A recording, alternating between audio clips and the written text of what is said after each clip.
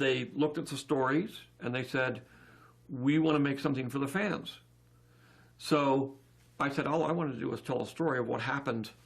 You know, it started here and it went there. And it's all about generations, and it's about, you know, the issues of fathers and sons and grandfathers, and it's a family soap opera. I mean, ultimately. I mean, we call it space opera, but people don't realize it's actually a soap opera. And it's all about family problems and that. It's not about spaceships. So they decided they didn't want to use those stories. They decided they were going to go do their own thing, and so I decided, fine. But basically, I'm not going to try to. They weren't that keen to have me involved anyway. But at the same time, I said, I'm not going to. If I get in there, I'm just going to cause trouble, because they're not going to do what I want them to do. So, and I don't have the control to do that anymore. And all I would do is muck everything up. So I said, okay, I will go my way, and I'll let them go their way. And it really does come down to a simple rule of life, which is when you break up with somebody, the first rule is no phone calls.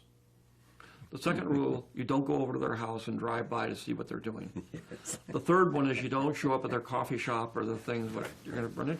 You just say, no, gone, history, I'm moving forward.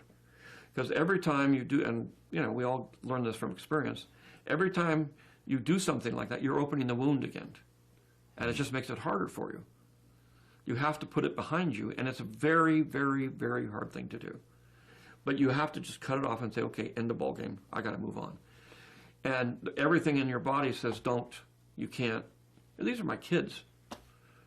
So all those Star Wars films. All the Star Wars films. They were your kids. Yeah, well, they are right. You know, I loved them. I created them.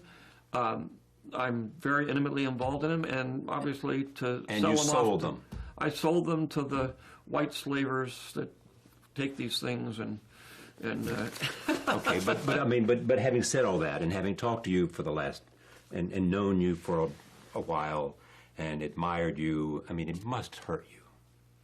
Well, it's your family. It's the last story. It's your story. But it's in the end, you. But I knew there's 3 more stories, and I knew that was going to probably take, you know, to do it right would take about 10 years. And I said, I'm 70. I don't know whether I'll be here when I'm 80.